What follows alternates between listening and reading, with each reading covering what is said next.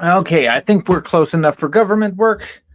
We're going to do an unboxing since I ended up with a strange, mysterious sword-shaped box that arrived at my door. How's everyone doing tonight? Please let me know if my audio is coming in okay. I'm using the boom mic over here. Let me know if I'm coming in too hot or too cold. And I will get to it since I'm not planning to be here all night long. So it looks like our buddy, John, Mr. By the Sword, is already in here. How's it going, mister? So I have a very heavy box over here. I believe that this was sent to me by way of one of our sword friends of the channel, Mr. Q. So thank you, Mr. Q, for sending this over. I have a shiny, sharp knife, just a cheapo, like Amazon-y type knife, but at least I have a way to open boxes now. So we will do so. This actually looks like it might be two boxes side by side, and I really don't have any idea what's in here. So it'll be a mystery. So as usual, we'll play the guessing game. Who knows what it's going to be? These are reasonably tall. I'd say that these are at least katana sized, and possibly longer. So getting in the realm, it's either one large, like two-handed sword, or a couple of smaller swords that are around bastard swords length. Kind of interesting sized box and quite dense, I'd say. I'm having to, it's got an outer box that's protecting it from harm. And then we've got an inner box here. This is pretty well packed, but fortunately the knife is making kind of short work of the packing this time. So separate. There we go. So it's definitely two boxes side by side, it looks like. All right, I don't know how well everyone can see. We've got two boxes here. When was the last time that you had two skinny boxes that contained some number of swords picked out to you guys? So this is very, very, very, very, very, very dense. Do not know exactly what we have in here. Unusually dense is how I would describe it. Maybe there's wood that's being used for the packaging. John says, I just shipped my Shadow Dancer Maroha to Eric since he's going to put a sharp edge on the reverse for me. That is really cool. The Maroha Kitsaki Zakuri katana, I think that your performance will improve quite a bit if you have both ends sharp. So I look forward to hearing what it's going to be like after it comes back nice and super duper sharp. Okay, so I have to guess which end. I think that the center of balance is over here, so I suspect that this is the hilt end over here, but it might be that they're nose to toes, and one's on one side, one's on the other side. So whichever I guess is going to be wrong. I am just butchering these boxes, so I hope that whoever I'm sending these off to doesn't mind if I repackage them when it comes time to send them off, because it's going to be impossible for me to get them back in the original boxes, I suspect. All right, here, let's see if I can pull them out. Is there any way to pull these out? No, no good way. All right, how am I going to get sword? Let me see if I can stand up and collect sword number one. Can I fold this nice knife up without killing myself? All right, knife is folded. And we have achieved a styrofoam. Definitely a styrofoam. Okay. I have sword.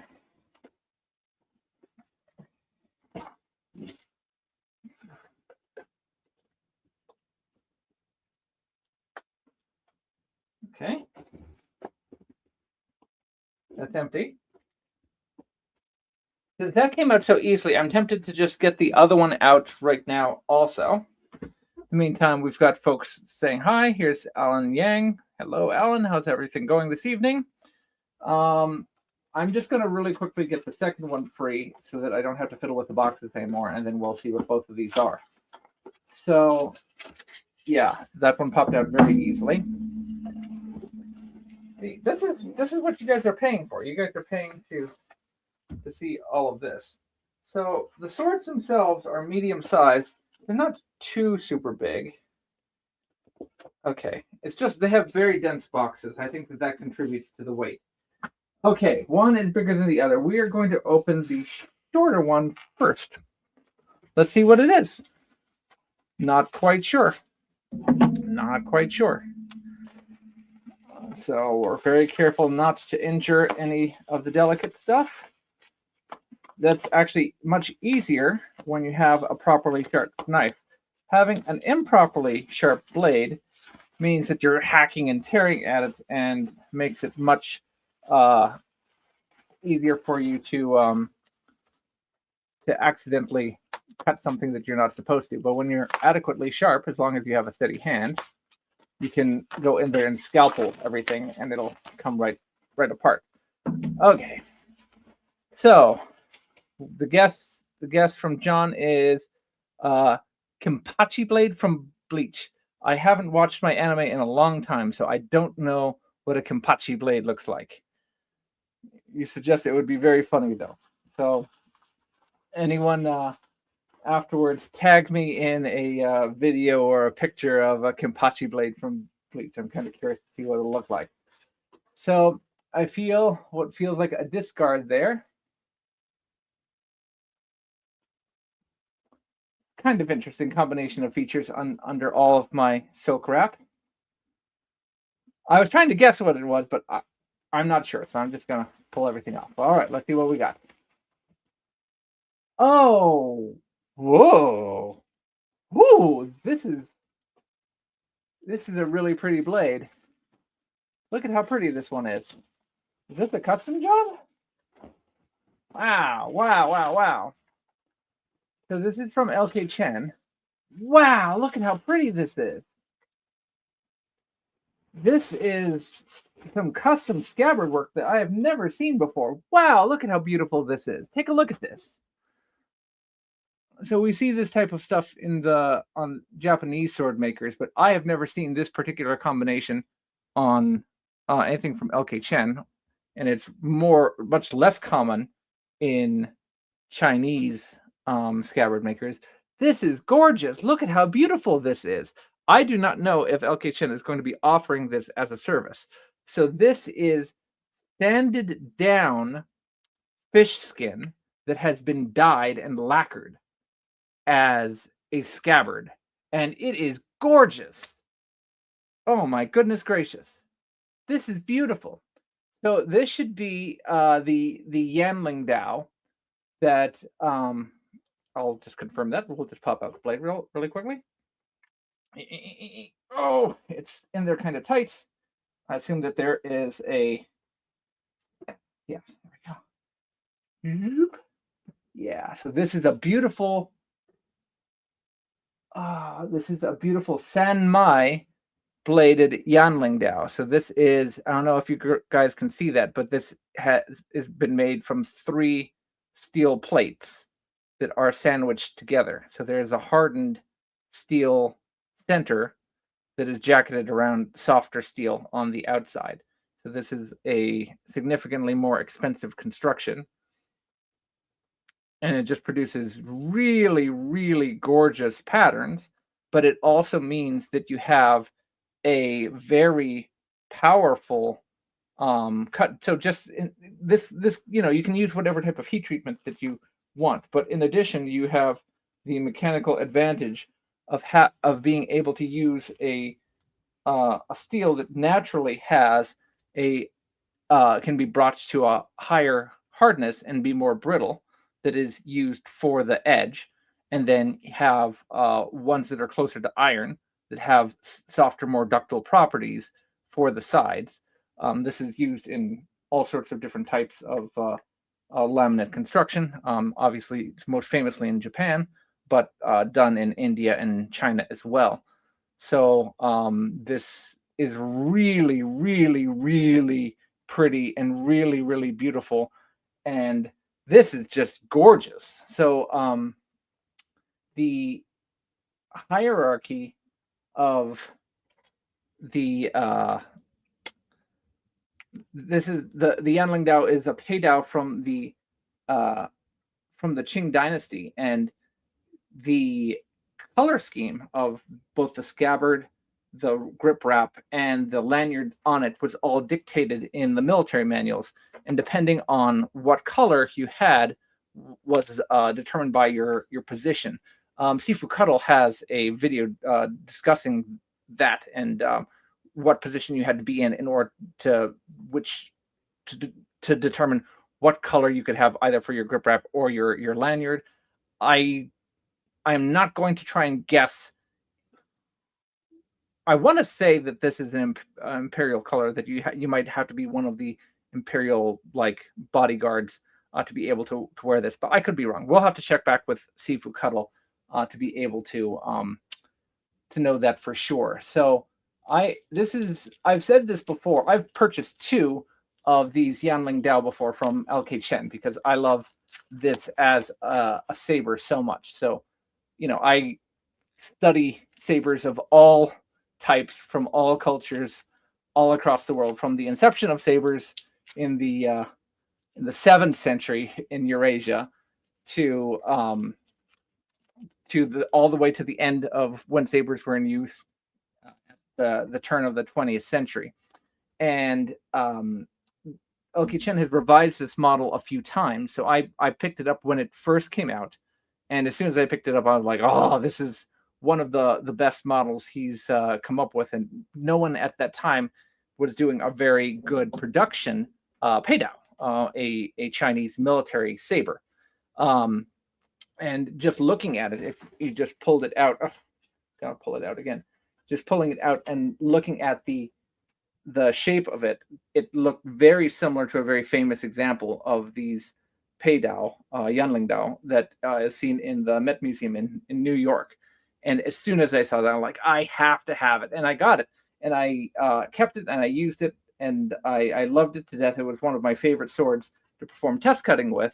And I used it so much that I even use it for some very high risk test cutting. And my original Yanling Dao managed to get destroyed because I ended up cutting into a big, thick iron pipe accidentally. I missed my target and I smashed into the top of the iron pipe.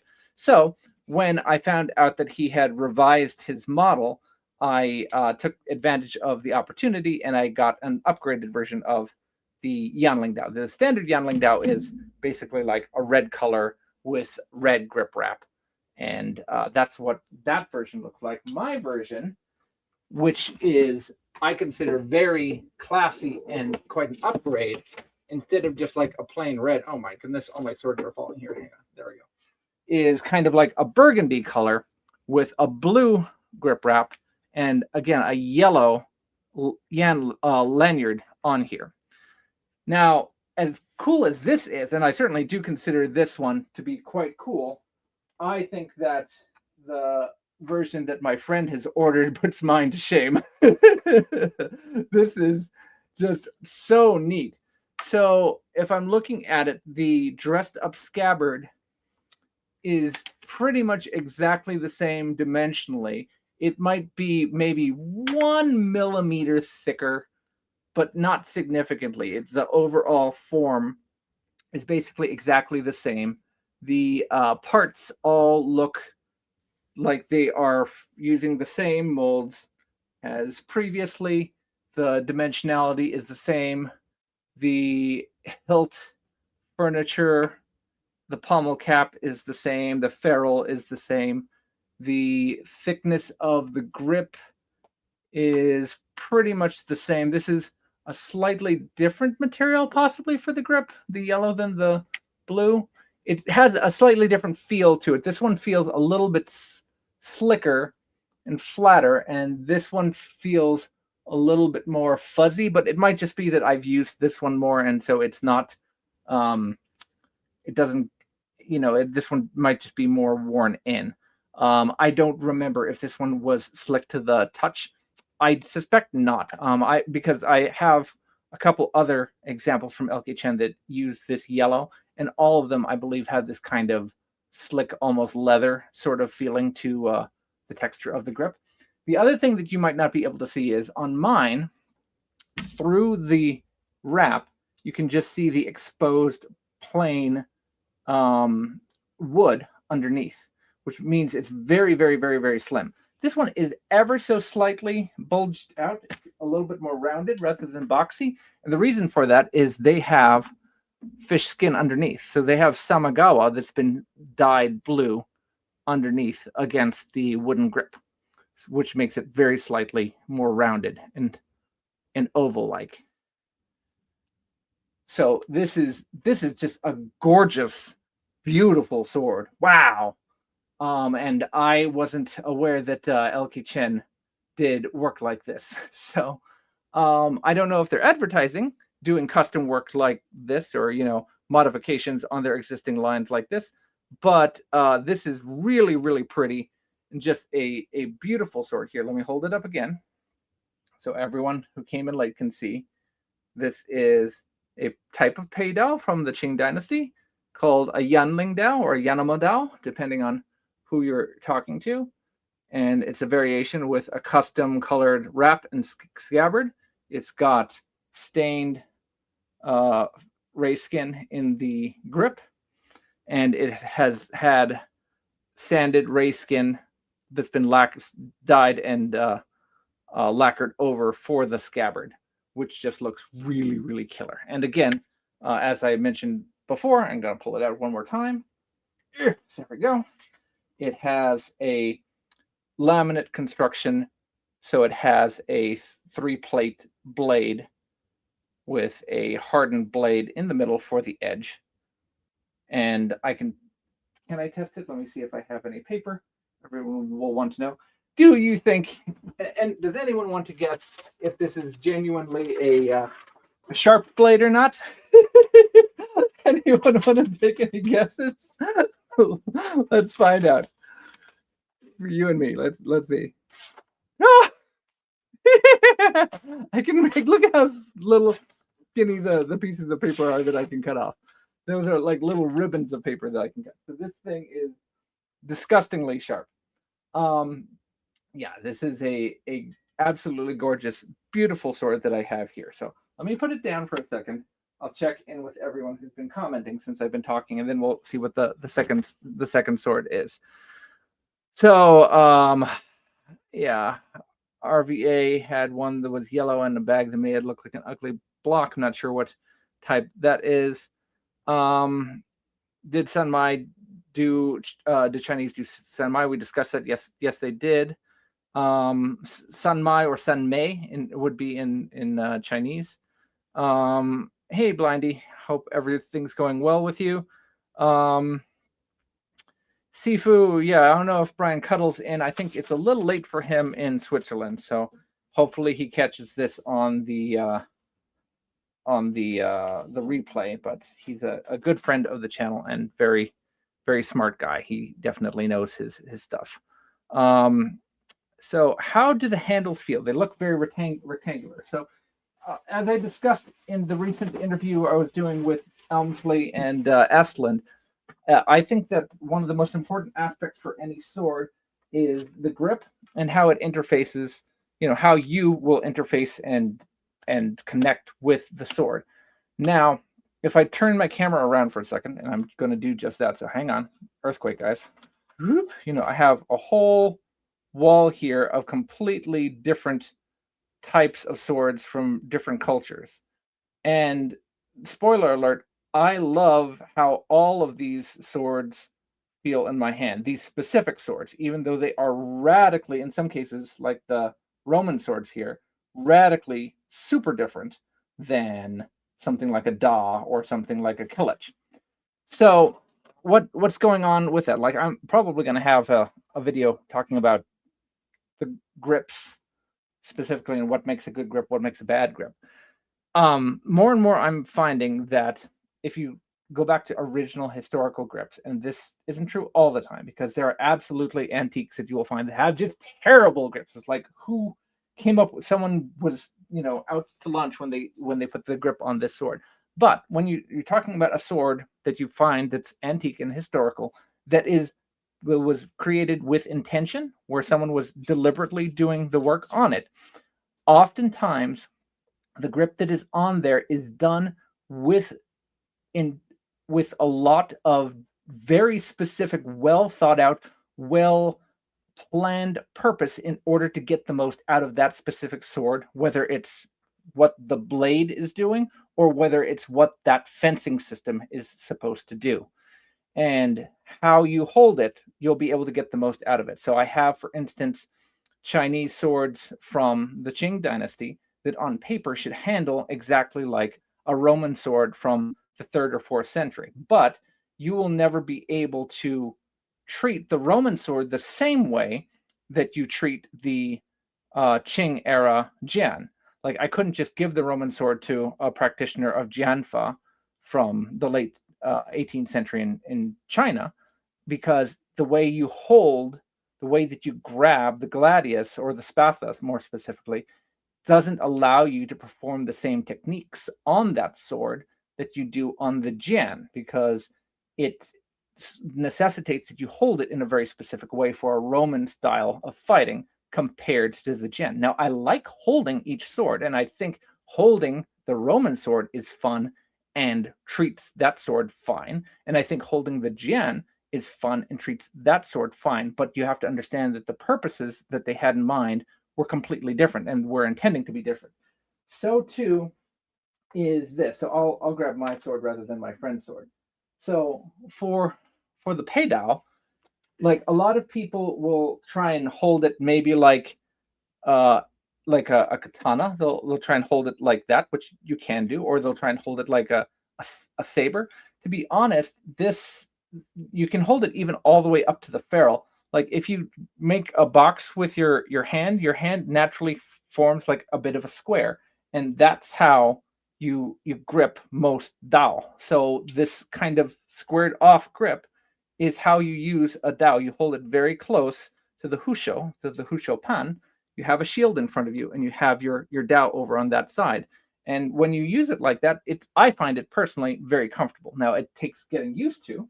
It's not necessarily intuitive, but personally, I find that the grip is very, very good. I have, in fact, how faithful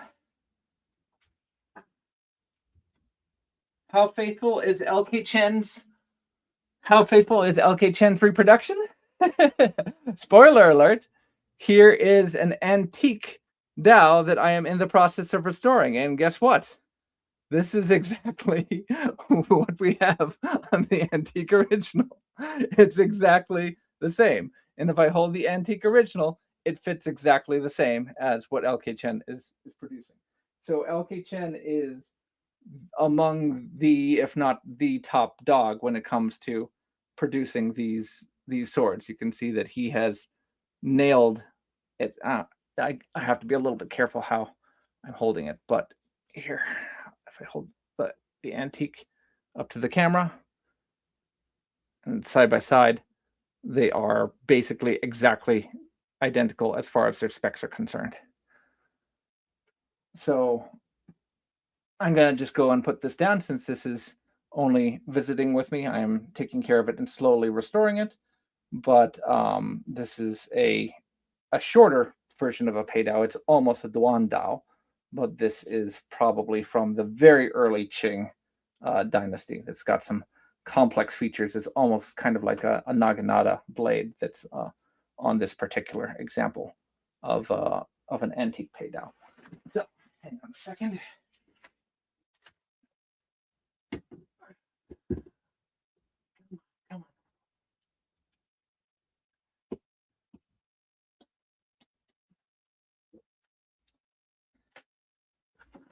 Okay. All right. Who else is here? David's here. Hey, David, how's it going? Hope everything's going nice. So, do Dao tend to be tip heavy? Dao tend to have a very forward point of balance. So, they often will balance between 10 and 20 centimeters from the guard compared to, I don't know, like an arming sword, which often is closer to like 8 to 13 centimeters from the guard. So if you're used to handling, like, let's say, medieval swords, a Dao will feel like it's forward weighted. But because there is less mass in the hilt in general, the absolute mass of the sword is less. So the whole sword is lighter, and as a result, it's pretty maneuverable. So it is less tip heavy than something like a Killich, let's say, but it depends. Like there's some that are very forward heavy and some that are more hilt centric. The ones that LK Chen makes tend to be a little bit have their point of balance a little bit closer to the hilt and a little bit more nimble in the hand. So if you get one from him, those ones tend to be a little bit more what I would call fencing focused rather than like helmet cracking focused. All right, shall we see what the next one is? All right, so we have some other mystery sword here. Any guesses? Now that I know it's coming from LK Chen, I could probably place a guess, but I I genuinely don't know what it is. So, what would you like it to be? Let's put it that way, guys.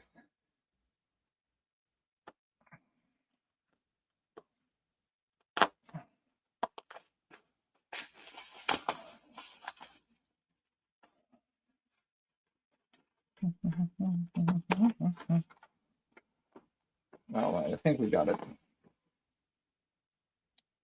So, John wants it to be an older period Gen.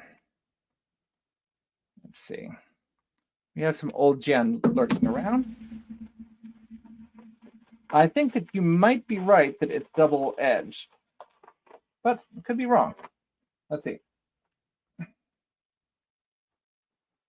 Okay. Oh.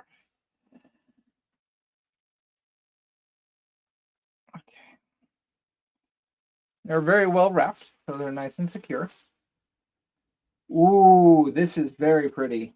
Take a look at this. All right. So I'm going to actually really quickly look up what this one is called because I'm going to get this name confused. This is one of their newer ones. This one is called no, that's the wrong one. This one is called yes. This one is called the Grand Duke. And I guess to your request, it is an older Gen, although not the oldest period. So China goes through a couple different dynastic periods. I like to split up China into roughly 3 different sword periods. So you have the Bronze Warring State periods, and then you have like the pre-Mongol era, which is the Han through the Song, and then you have the post-Mongol period, which is the Yuan through the Qing dynasty. So this is just after the Mongol period. This is an example of a Ming. This is actually probably late Ming. And this is a really, really cool sword. This is much bigger than I thought it was going to be. I thought that this was closer to the White Serpent.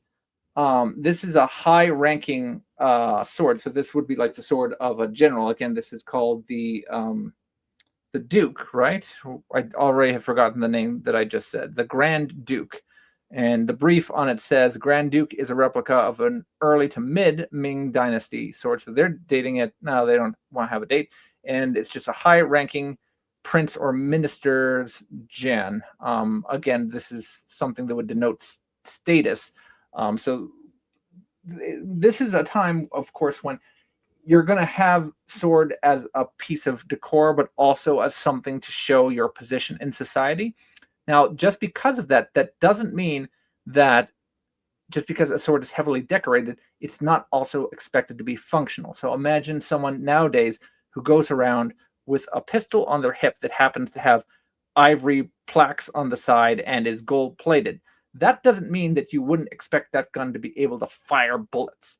Same thing for back in the day. Even if you have all of this gold work or gems in the side or, a scabbard with felt on it, you would still expect the blade to be made by the most competent bladesmiths that you could afford at the time. and if need be able to pull it out and do some damage with it. So let's pull it out. And it's got the little plastic sword protector on it. I've just made a pile of plastic over here. So this is, it does have what's called a tonko, or a collar right here at the base. And you can see that this is a really, really intricate design. So this has a lot of open hollow work. And I'm trying to see if I can figure out all of the different designs. I don't recognize the characters. I think that they might be lion dogs, but I'm not sure. There may be a little pearl in the center there. And then at the top, there might be like a panther here.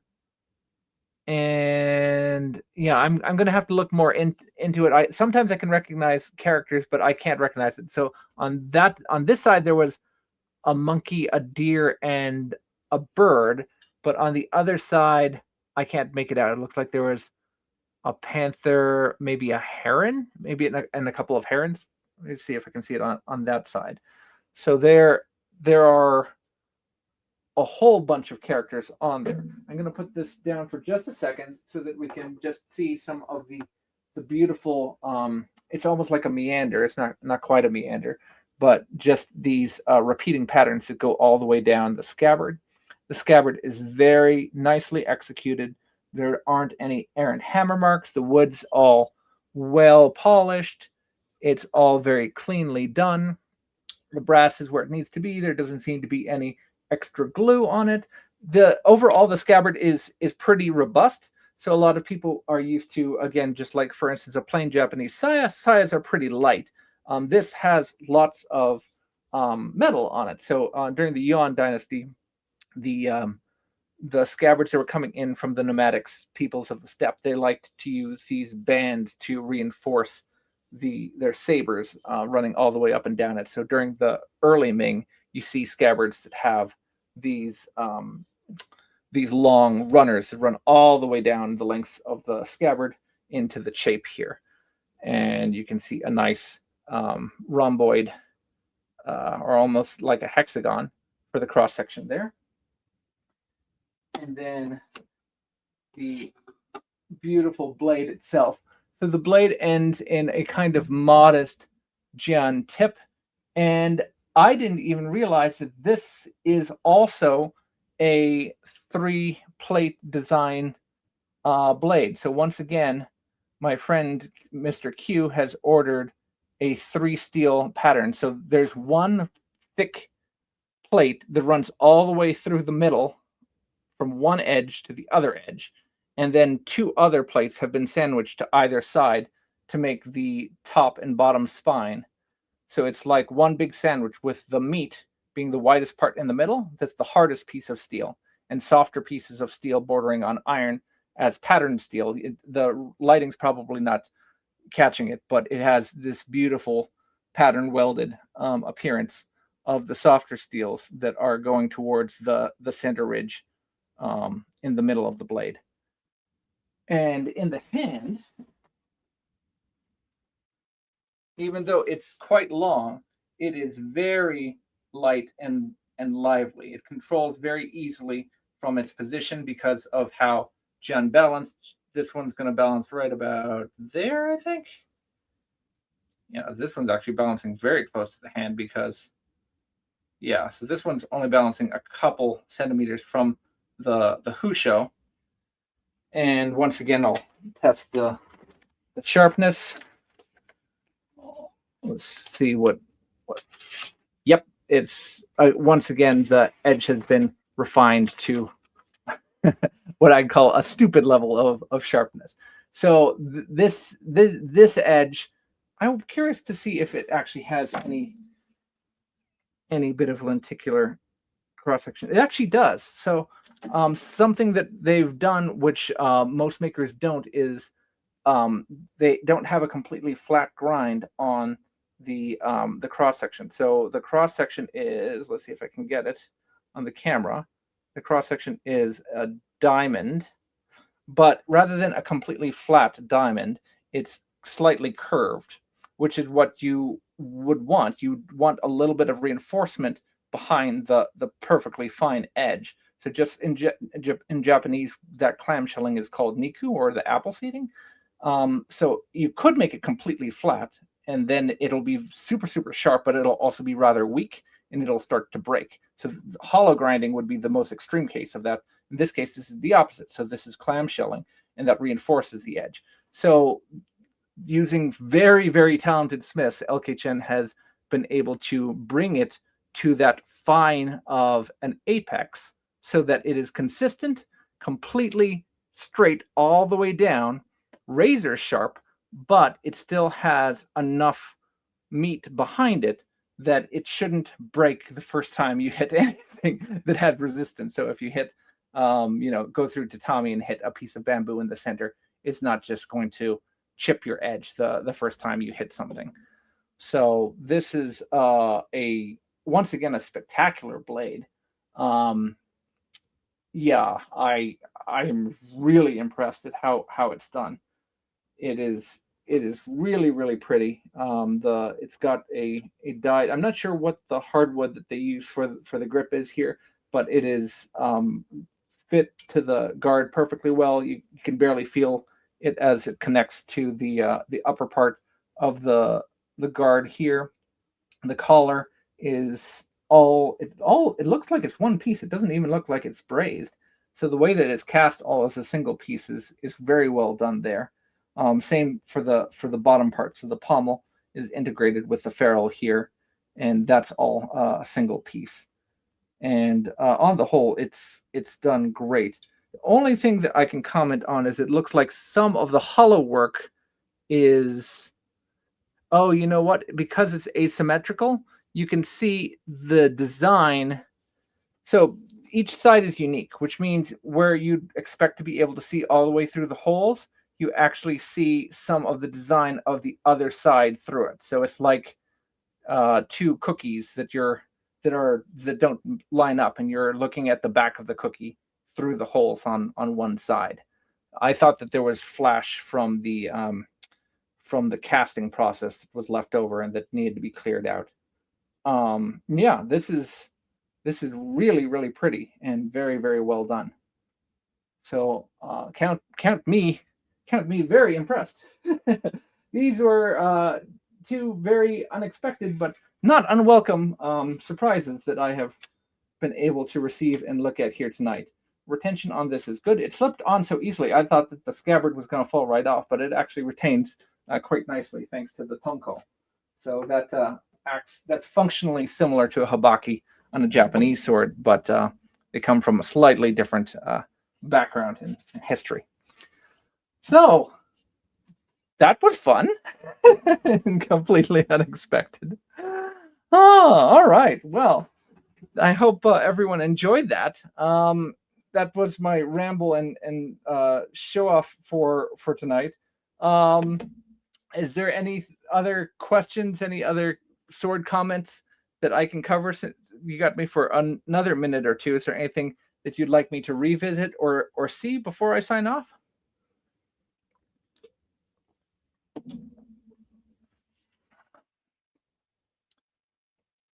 Happy, says Stanley. I'm glad you're happy. I'm certainly happy. Anytime I get to see new swords or talk about swords, I'm very happy. That's the first time I think that I've actually compared on camera one of the antique Dao to one of the modern made Dao. I don't think I have any Dao on hand that are from makers other than LK. I have handled them from other makers before. I've been very interested in being able to have the chance to handle a Dao from the Art of Fire and Iron, or Iron and Fire, I guess I should say, but haven't had the opportunity yet. So that would be another maker who, in general, I feel their work is quite good and would probably hold up well when comparing them to the original antiques. But yeah, that's obviously I don't blanketly give approvals to companies. I instead try to rate each individual sword and have it stand on its own. But generally speaking, the swords that come out of Elkichin are quite good. Favorite period of Chinese history for swords, and can you show an example? That's always like favorite anything is like choosing choosing your favorite child. Um, I do like Ming period swords quite a bit because you see a lot of variety in the Ming. Um, the Song dynasty has a lot of really crazy swords. Like a lot of people who study Chinese martial arts, etc., I know complain about Song period swords because they feel they look like they're aliens. The Song and the Tang had some of the heaviest configurations of armor. So at that period, you close quarters and then you're able to really whack on each other. And so as a result, the blades become very stout and very broad. So, for example, if I have it over here somewhere, let me see. Uh-oh. Did I put it away? No. I think it's hiding somewhere. Well, if I can't show, oh, here it is. Here's one. Okay. So this is a Dao from the from the Song dynasty. So it uses the ring pommel, just like you would see from the earlier Han period. So from the Han through the Song, the ring pommels were not uncommon. Sometimes they were very ornate and very fancily designed. Sometimes you have characters in here like dragons or phoenix or what have you, but ring on the end as a simple pommel to either to retain your hand or hang a tassel or hang it in an inventory locker. It could serve for a variety of reasons. But unlike the long sabers that hadn't really developed yet, the influence of the steppe was just starting to assert itself in China at that point. You instead get things that look like oh, come on, there we go. That look like this. This is a mean chopper. Look at how thick the end of this sword is. Some of these swords were more than 13 centimeters in thickness. This is not a sword that you can thrust effectively with.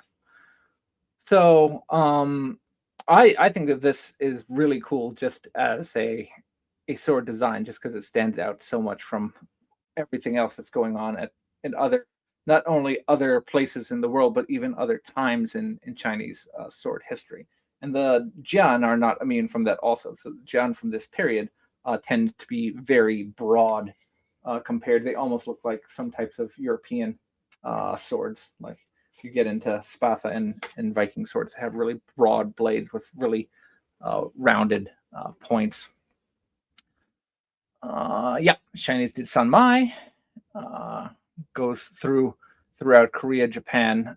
You find Sanmai blade, you find laminate blades all the way back to the Han dynasty. So who started it first is up for debate, but given that we have steel blades, starting in the 2nd century BC in China, that's a good place for us to look at and start.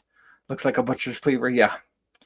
Your short DOA have that blade. I love it. Okay. Oh, I guess David has one like that. It feels like a workhorse blade meant to be used. I mean, this is some swords when you pick them up, they give the impression that they just kind of want to go. At the other extreme, here's a sword that I've just been in love with recently. This is on loan to me. It's going to be going to a couple of our friends over on the West Coast in the not too distant future. So Vic and John, if you listen to this, thank you very much for letting me borrow it. This is from Siamese Edge. This is a Da, and this is from Southeast Asia. So this is a Burmese style Da from Siamese Edge. So you see these throughout Southeast Asia. And this is incredibly light. This has very little mass in the hilt. This comes in at less than 700 grams, I think, altogether. and you can see it balances a little ways away from the grip, but it's so light. I could have it dance on one finger all day long. And this one, you feel like it's almost like the equivalent of a small sword, but in a saber form, where you just kind of just want to let it just play with just one or two fingers and go out and attack someone with the flick of your fingertips.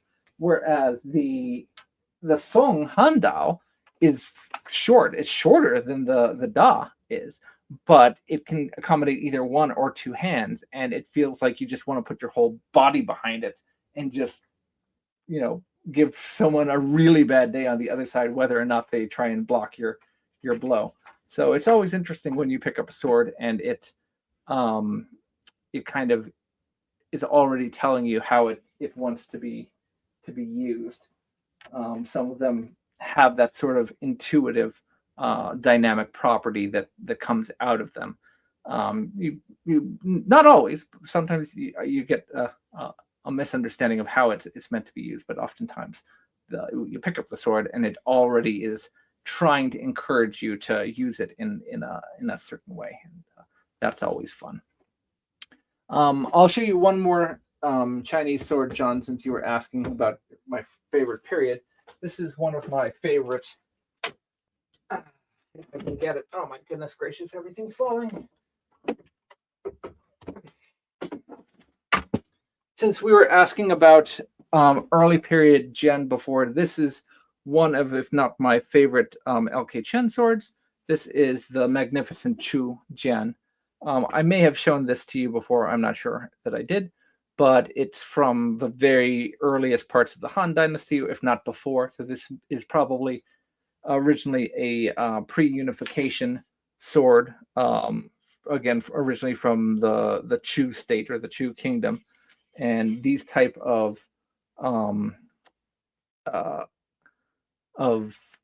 eight-sided jian. So they have a cross section that came from the Bronze Age, where they have two. You could almost call them fullers, but they're basically facets that go up to the central ridge, and then very strong outside. You could call them secondary bevels if you want. Make basically, instead of a diamond section, they make an eight-sided, so like an octagon section on them. And this sword is just so much fun in the hand. It's every time I pick it up, I just want to hold it all day long. It is just a absolutely gorgeous sword, and just beautiful and wonderful to hold. And to think that this sword was designed probably 2,300 years ago, something to that effect, and is still frighteningly lethal. And for a sword like this to have been in use at a time when Romans were using swords. So here, to put it in perspective, like, this is what was being used in China when Rome was using a sword this long. So there's a little bit of a size difference between the two.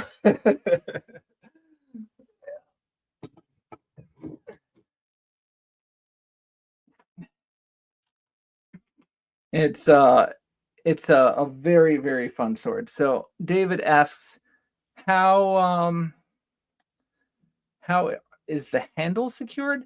So there is a flat disc pommel that has a stock that is pinned into a wooden core, and that wooden core is then bound with risers, and then over that is put either silk or hemp for the grip. And usually they have a little piece of gold foil or shark skin right here underneath the cross, because there's usually a little gap right at the cross guard.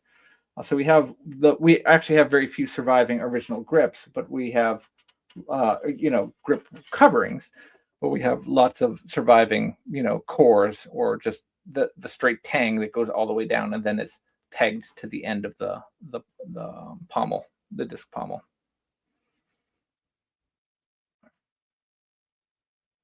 Pinged in wood. Not sure what that means, but hope that helped answer your question there. All right. I hope that proved interesting for everyone. So once again, for anyone who came late, we saw two beautiful swords. We saw the LK Chen Grand Duke Jian from the Ming Dynasty, gorgeous Jian from the early to mid Ming Dynasty, and we saw a very, very snazzy custom Liu Ye Dao, or I'm not sorry, Liu Ye Dao, a Yanling Dao from the late Ming to early Qing dynasty that has a super duper snazzy scabbard on it and a Sanmai blade, which is really, really pretty and really, really sharp. So, LK Chen, if you're doing this type of custom work, let us all know, because there are probably more people that would be interested in having their blades made pretty like this. If not, Mr. Q, who ordered these, you got lucky, and congratulations to you. I have. I am very tempted to have this sword get lost and just stay over here with me. Yeah, I'm sure you'll be very happy once these get sent over to you. So, I'm thank you very much for letting me have the opportunity to see these briefly, and I'll run the dynamics on the Duke and have all that catalog for us. All right, guys. I hope everyone had a very pleasant evening. Thank you for spending a little time with me, and please enjoy yourself for the rest of today. Take care.